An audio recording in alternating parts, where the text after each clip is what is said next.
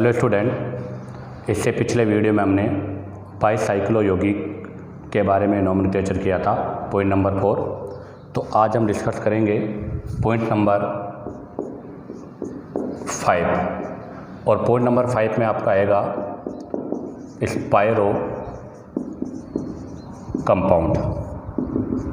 तो सबसे पहला तो हम बात करते हैं कि स्पाइरो कंपाउंड क्या होते हैं या किसको बोलते हैं स्पाइरो कंपाउंड। तो स्पाइरो कंपाउंड का मतलब है, जैसे ये कार्बन है, इस कार्बन पर आप दो वलय जोड़ दो तो एक कार्बन पर दो वलय जो जुड़ी होती है उसको स्पाइरो यौगिक, और इस वाले कार्बन को हम क्या बोलते हैं, स्पाइरो कार्बन।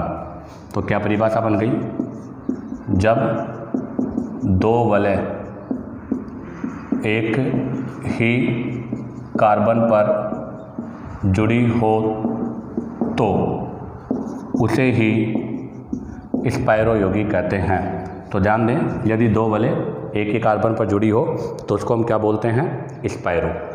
अब आता है इसमें नियम नंबर 1। नियम नंबर 1 किसके लिए, अप्रतिस्थापी स्पाइरो कंपाउंड या यौगिक के लिए, अप्रतिस्थापी स्पाइरो कंपाउंड के लिए। तो सिंपल सी बात है, सबसे पहले हम पूर्व लग्न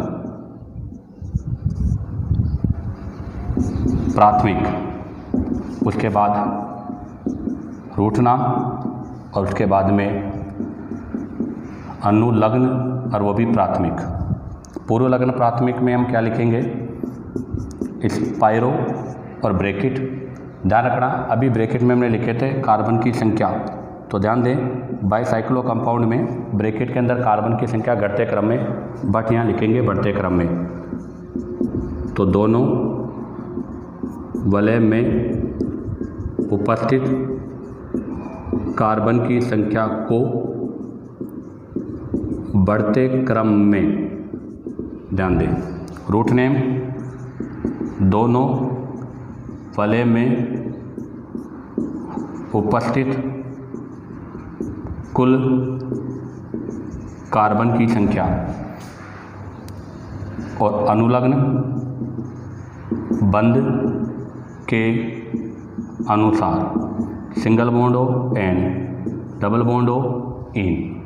अब देखिएगा इसमें एक एग्जांपल, सबसे कॉमन एग्जांपल ये ले लेता हूँ मैं। तो बताओ इसका नोमेनक्लेचर क्या होगा। तो कितने हैं स्पाइरो, अब देखो यहाँ भी दो कार्बन, यहाँ भी दो कार्बन, तो दो दो, टोटल कार्बन 1 2 3 4 5। तो 5 के लिए क्या लगा देंगे, पेंटेन। ऐसा ही हम एक और एग्जांपल लेते हैं, उसमें मैंने ये इस तरह से रिंग बनाई है, एक 6 मेंबर और एक आपकी 3 मेंबर। तो क्या लिखोगे, स्पाइरो। आपके बाद नंबर ऑफ कार्बन बढ़ते क्रम में। तो देखो यहाँ कार्बन कितने हैं, 2, और यहाँ पर 1 2 3 4, टोटल कार्बन कितने होंगे, 4 और 2 6, और एक बीच वाला 7। तो 7 कार्बन के लिए हम क्या लगा देंगे, हेप्टेन। इसी के साथ आपका ये नियम नंबर 1 कंप्लीट होता है। अब हम नियम नंबर 2 के बारे में डिस्कस करेंगे, तब तक आप इसका स्क्रीनशॉट ले लीजिएगा। अब हम बात करेंगे नियम नंबर 2। क्या है नियम नंबर 2, यदि प्रतिस्थापी उपस्थित हो तो, यदि आपका प्रतिस्थापी उपस्थित हो तो। अब ध्यान दें, अभी हमने बाईसाइक्लो में नंबरिंग की थी, वो ब्रिजेड से की थी। यहाँ पर जो नंबरिंग होगी वो आपके स्पाइरो कार्बन के नेक्स्ट कार्बन से होगी। बाईसाइक्लो में हमने नंबरिंग पहले बड़ी रिंग में की थी, बट स्पाइरो कंपाउंड में पहले नंबरिंग छोटी में होगी। बस ये फ़र्क है, दोनों अपोजिट है। बाईसाइक्लो में पहले बड़ी रिंग में नंबरिंग होती है, स्पाइरो के अंदर छोटी रिंग में होती है। तभी तो हम बाईसाइक्लो के अंदर जो नंबर लिखते हैं वो डिक्रीजिंग ऑर्डर में लिखते हैं, बट स्पाइरो के अंदर हम नाम जो लिखते हैं वो इंक्रीजिंग ऑर्डर में लिखते हैं। तो देखो इसमें क्या होगा, नामांकन करने का तरीका। तो नामांकन नियम, तो यहाँ पर नामांकन का नियम क्या है वो देखो आप, छोटी वलय में स्पाइरो कार्बन से अगले कार्बन, ध्यान दें, छोटी वाले में स्पाइरो कार्बन से अगले कार्बन से नामांकन प्रारंभ करते हुए पहले छोटी वलय में नामांकन करते हुए स्पाइरो कार्बन तक पहुँचते हैं। उसके बाद बड़ी वलय में नामांकन करते हैं। तो ध्यान दें, बाईसाइक्लो और स्पाइरो में एक कॉमन सा डिफरेंस है कि इस बाईसाइक्लो में पहले बड़ी बाद में छोटी, जबकि स्पाइरो के अंदर पहले छोटी बाद में बड़ी। तो याद रखें, यहाँ पर पहले छोटी होगी, उसके बाद बड़ी होगी, तभी तो यहाँ पर हम जो भी नंबर लिखेंगे वो किस में लिखेंगे, बढ़ते क्रम में। तो इसके लिए हम फॉर्मूला लिखें, तो फॉर्मूले में देखो सबसे पहले आएगा स्थिति, लोकेंट, उसके बाद में पूर्व लग्न भी कौन सा, द्वितीयक। उसके बाद में यहाँ पर लिखाएगा स्पाइरो के बाद स्क्वायर ब्रैकेट में कार्बन की संख्या, और वो भी कौन से क्रम में, बढ़ते या घटते, बढ़ते क्रम में। उसके बाद में यहाँ पर रूट नाम के बाद में अनुलग्न प्राथमिक, और उसके बाद में लास्ट में लिखेंगे अनुलग्न द्वितीयक। अनुलग्न प्राथमिक, अभी हम अनुलग्न द्वितीयक की बात नहीं करेंगे, केवल अनुलग्न प्राथमिक। और अनुलग्न प्राथमिक भी किसके हिसाब से, बंध के अनुसार लिखा जाएगा। अब आप इसका यहाँ से स्क्रीनशॉट लीजिएगा। अब हम इससे रिलेटेड कुछ एग्जाम्पल्स के बारे में डिस्कस करेंगे। तो देखिएगा, फर्स्ट एग्जाम्पल, ये कार्बन आपका स्पाइरो, तो हम नंबरिंग यहाँ से स्पाइरो कार्बन के नेक्स्ट कार्बन या तो यहाँ से या यहाँ से या यहाँ से या यहाँ से, बट हमें पता है कि हम पहले छोटी वाले में, तो यहाँ पर कार्बन 2 हैं, यहाँ पर कार्बन 3 है, तो इसका मतलब ये छोटी वाले है, ये बड़ी वाले है, तो नंबरिंग इसमें करेंगे। तो हम सबसे पहले यहाँ से लिखेंगे 1 2 3। अब हम ऊपर से आएंगे तो इसको नंबर ज़्यादा मिलेगा, इसलिए नीचे से 1 2 3 4 5 6। तो बताओ इसका नोमेनक्लेचर क्या होगा।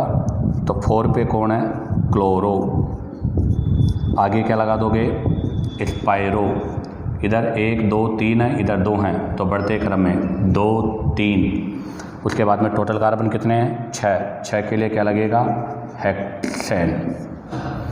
अब आप देखिएगा एग्जाम्पल नंबर 2, इसमें आप देखिएगा दोनों साइड रिंग बराबर है, तो नंबरिंग यहाँ से करो, चाहे यहाँ से करो, चाहे यहाँ से करो, चाहे यहाँ से करो, बट यहाँ पर प्रतिस्थापी है, तो इसको कम नंबर देखेंगे हम, तो यहाँ से 1 2 3 4 5 6 7 8 9 10। तो बोलो 2 पे क्लोरो, स्पाइरो, अब देखो 1 2 3 4, 1 2 3 4। तो देखो आप यहाँ पर रिंग में कार्बन अलग अलग है, इसलिए नंबरिंग तो हमने जो किया वो सही है कि नंबरिंग इधर से करेंगे, क्योंकि छोटी वाला है, यहाँ पर 5 1 2 3 4 कार्बन है और यहाँ पर कार्बन है, तो नंबरिंग तो हम पहले छोटी वाले में करेंगे।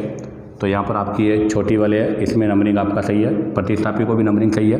तो 2 पे क्लोरो, स्पाइरो, तो 1 2 3 4, और तो हम बढ़ते क्रम में लिखेंगे, पहले 4, फिर 1 2 3 4 5, यहाँ 5, और टोटल कार्बन 10 है, तो 10 के लिए हम क्या लगा देंगे, डेकेन। अब आप देखिएगा नेक्स्ट एग्जांपल, हाँ नेक्स्ट एग्जांपल में दोनों रिंगे सेम है, वहाँ पर वो अलग अलग था, तो यहाँ पर भी 6 कार्बन की है, यहाँ भी 6, तो 1 2 3 4, तो कितने कार्बन की बच गई, 4। तो नंबरिंग यहाँ से भी हो सकता है, यहाँ से भी, यहाँ से भी, यहाँ से भी, बट यहाँ प्रतिस्थापी है, तो 1 2 3 4 5 6 7 8 9 10 11। तो 1 पे क्लोरो, स्पायरो कितने हैं, 1 2 3 4 5, दोनों में 5 5 और टोटल 11। तो 11 के लिए क्या लिखेंगे, अनडेक, और सिंगल बॉन्ड है इसलिए अनडेकेन। अब देखो नेक्स्ट एग्जांपल में दोनों साइड रिंग सेम है तो नंबरिंग कहीं से भी कर दीजिएगा। तो 1 2 3 4 5, तो क्या लिखोगे, स्पायरो, इधर भी 2 इधर भी 2, 2 2 कार्बन है, टोटल 5। तो 5 के लिए क्या लगा देंगे, पेंट, 1 पर और 4 पर डबल बॉन्ड है तो 1 4 डाई इन। इसी के साथ आपका ये रूल नंबर 2 कंप्लीट होता है। अब हम रूल नंबर 3 के बारे में बात करेंगे, आप इसका यहाँ से स्क्रीनशॉट ले लीजिएगा। अब हम स्पायरो कंपाउंड के अंदर नियम नंबर 3, यदि क्रियात्मक समूह उपस्थित हो, यदि क्रियात्मक समूह उपस्थित हो तो हम क्रियात्मक समूह के लिए अनुलग्न द्वितीय का करेंगे। तो आप ज़रा देखिएगा, 1 2 3 4 5 कार्बन का चेन, 1 2 3 4 कार्बन का चेन। तो ये चेन बड़ी है, ये छोटी है, तो नंबरिंग इसमें होगी, इसमें नहीं। अब आप देखो, ये सेतु कार्बन, इसके जस्ट ये भी कार्बन, ये भी, तो नंबरिंग यहाँ से होगी क्योंकि क्रियात्मक समूह कीटोन है। तो 1 2 3 4 5 6 7 8 9 10। तो बताओ नाम क्या हो जाएगा, स्पायरो। बढ़ते क्रम में तो पहले 4 फिर 5, टोटल 10 कार्बन, 10 के लिए डेक और 1 पर ओन है कीटोन, तो कीटोन के लिए ओन, तो 1 डेकोन। अब आ जाएगा इसमें, आप देखो ये ब्रिजेड है, मतलब स्पायरो, इधर भी कार्बन आपके 1 2 3 है और इधर भी 3 है, दोनों साइड बराबर है, तो नंबरिंग हम दोनों साइड में किधर भी कर सकते हैं। अब आप देखो, इधर तो है एल्डिहाइड, इधर है कार्बोक्सिलिक एसिड, तो ये फंक्शनल ग्रुप है और ये प्रतिस्थापी है, तो इसका मतलब नंबरिंग इस वाली चेन में होगा क्योंकि हम क्रियात्मक समूह को प्राथमिकता देते हैं। तो ये नंबर 1, ये नंबर 2, ये नंबर 3 4। अब यूँ नहीं आएंगे, नीचे से प्रतिस्थापी को कम नंबर मिलेगा, 5 6 7। तो बताओ इसका नोमेनक्लेचर क्या हो जाएगा। तो 5 पर हाइड्रोफॉर्मिल, क्योंकि एल्डिहाइड अगर प्रतिस्थापी के रूप में होता है तो इसके लिए हम फॉर्मिल वर्ड लगाते हैं। अब आप देखो, स्पायरो बढ़ते क्रम में तो दोनों में सेम है, 3 3, टोटल कितने हैं, 7, तो 7 के लिए हैप्ट। और कार्बोक्सिलिक एसिड क्रियात्मक, मतलब कार्बन युक्त क्रियात्मक समूह है बट कार्बन चेन में नहीं है, तो इस स्थिति पर क्या लगेगा, कार्बोक्सिलिक अम्ल का प्रयोग हम करेंगे। अब आप देखिएगा नेक्स्ट नंबर 3। नेक्स्ट नंबर 3 में आप देखो 1 2 3 4, यहाँ 4 कार्बन है, 1 2 3 4 5, यहाँ 5 कार्बन है, तो नंबरिंग तो इस वाली चेन से करेंगे। अब देखो ये भी सेतु कार्बन का अगला, ये भी यहाँ से करेंगे, प्रतिस्थापी है, 1 2 3 4 5 6। अब सुनो, 6 7 8, 6 7 8 कहीं से भी कर दो, दोनों साइड से सिमेट्रिकल है, तो ये हो जाएगा। अब आप देखो 1 पर अमीनो है और 8 पर मिथाइल में, ये आपका फंक्शनल ग्रुप है, तो 8 पर 8 मिथाइल, आगे स्पायरो, इधर कितने हैं 4, इधर कितने हैं 5, टोटल कितने हैं 10 डेक, और 1 पर क्या है अमाइन, तो 1 अमाइन अर्थात डेकामाइन। अब आप यहाँ देखिएगा 1 2 3 4, इधर 4 कार्बन है, 1 2 3 4, इधर भी 4 है, दोनों साइड 4 4 है।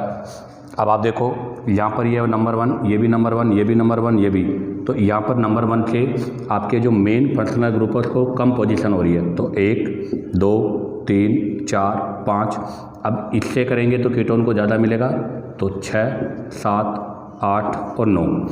अब आप देखो यहाँ पर ये तो क्या है प्रतिस्थापी और ये क्या है क्रियात्मक समूह, तो 7 पर क्या आएगा ऑक्जो, उसके बाद में स्पायरो।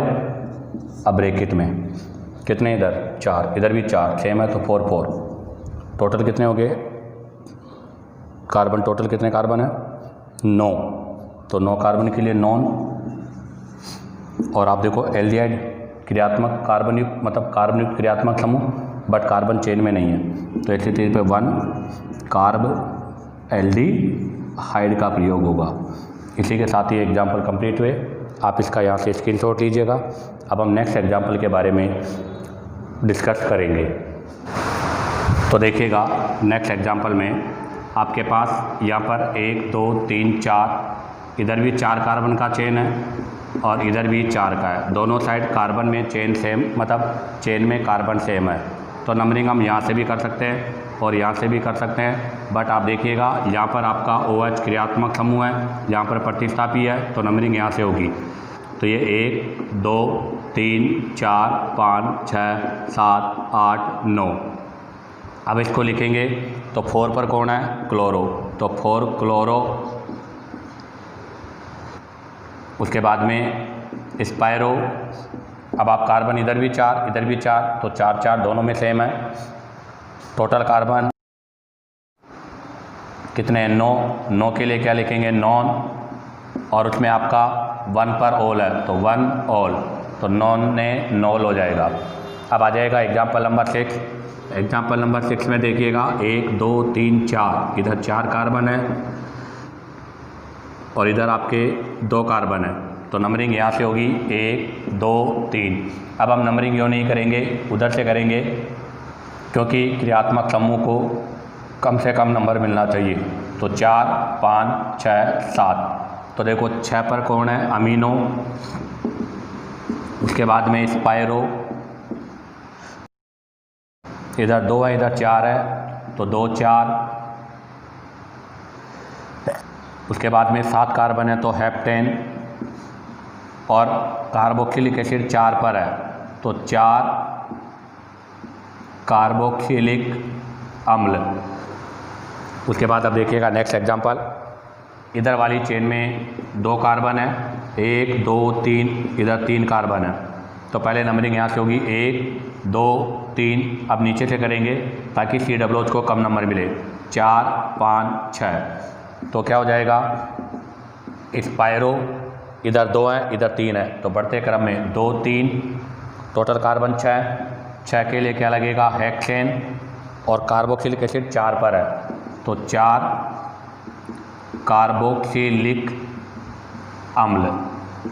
इसी के साथ आपका ये स्पायरो कंपाउंड के नोमेनक्लेचर कंप्लीट होते हैं। उम्मीद करता हूँ आपको वीडियो पसंद आया होगा। अगर आपको वीडियो पसंद आया हो तो लाइक और सब्सक्राइब करना ना भूलें।